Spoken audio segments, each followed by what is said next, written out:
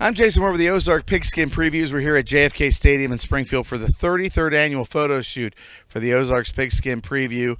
And I'm here with one of our cover stars, Brayden Lidgard of the West Plains Zizzers, who is, well, pretty much the man when it comes to football at West Plains. Well, I mean, it sounds like I'm joking, but I'm really not. I mean, you're the school leader in rushing and touchdowns. I mean, you pretty much accomplished everything with a year to go. Last year, you had 2,387 yards on only 261 carries, over 9 yards a carry, 37 touchdowns, which is a school record, 40 total because you had 10 catches for 232 yards. So you're averaging 22 yards a reception. How do you top that? I mean, you've got some pressure. I mean, how do you not come into this? How do you come into the season thinking you're going to improve? Because you come in here, you rush for 2,300 yards. People go, well, that's what we expected out of you. You just got to keep working hard. If the bar's set high, you got to expect a raise to the standards.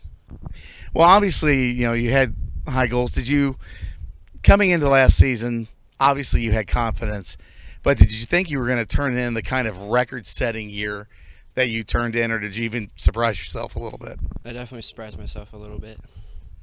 So what was the moment in the season where you kind of realized, every time you have a good season, you're going to have a good season, but what was the moment that it clicked to you that, okay, this year there's something different. This year's going to be really special? Well, it was probably the homecoming game when I broke the career rushing record.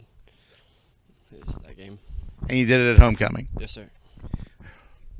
What was it like? I mean, obviously, homecoming, you had a packed crowd. Everything's so amped up anyway for homecoming. I mean, how special was it to break it that night in front? I mean, you had alumni. This was like the biggest night of the year. How did it feel to basically get the biggest accomplishment you can get on the team, short of a state championship, the biggest individual accomplishment, I guess would be the way to describe it, on a night like that? It was a good feeling for sure, but at the same time, it didn't feel real at the same time as well. What do you mean by that? Rushing for that many yards is like something not very many people do. So it's something. It sounds like something you do if you're playing Madden at home, right? Yeah, something like that. How much do you play Madden, just between us? A little bit, not a lot. Yeah, okay. Well, your coach is standing there, so we don't want to. Yeah. Hey, you're just studying how the plays work, right? Yes, sir. Studying the plays. There we go. See, that's if your parents are watching too, we got you covered. So let's talk a little bit. It's going to be a little different this year in that you lost a lot of your offensive line from last year. Talk a little bit about how the offensive line last year, you could really rely on them, and the challenge this year with having new guys up front. Oh, yeah, we had 5 seniors that graduated last year that they worked hard every day and never took plays off. And then I think the new guys coming in they're starting to realize that the standard last year was set, and that they're slowly working hard and figuring it out day by day. When I've talked to a couple of the other running backs that have been here today, the one thing I talked to them about is what kind of confidence did it give you to know those guys were there, they knew their assignments, they knew how to work together, and if one of them slipped up, the other guys would be able to recognize it and compensate. How did that help you as a runner have the confidence to know if coach is calling for me to run into this hole, that hole's going to be there? It helps a lot, because if you can trust them, it's going to be there. Don't have to worry ever. One less thing to have to think about when you're on the field. Yeah, one less thing. So, Coach, this is first year taking over for a legendary coach. You're coming in with a new offensive line, but how does it feel to have somebody like this on the team that you don't have to worry about that position and you know that he's somebody that brings a spark every time he touches the ball? Yeah, just feel blessed. I mean, every day getting to watch him come out and just do his thing in practice, he makes us better. Really, I don't want to let him down. That's my thing. It's kind of like you're talking about. He's had all these expectations that he's already met, and I just want to make sure that we can have a good year for him. He's earned it. Well, and I know he's standing right here, but how much of a challenge is it for you as a coach to have a superstar kind of player? Because you come in, you want the team concept, you want to bring the team together, but you've got to recognize I've got this one guy who is just head and shoulders above others who have played the game. Well, one thing about Brayden, he's very selfless. He's a hard worker. He's humble.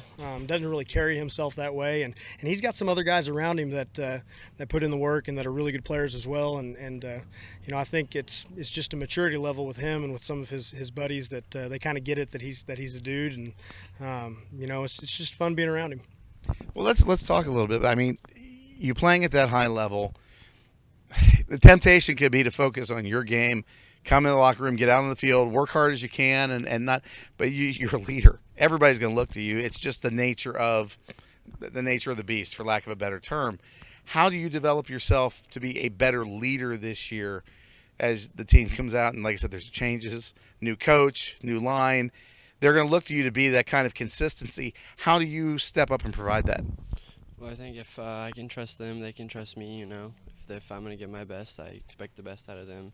And I think that's what they give. All right, I'm going to just ask you between us. Okay, just between us. Some guys slacking off out on the field. You going to get in their face? Yeah, a little bit. You don't have a problem doing that? No, not really.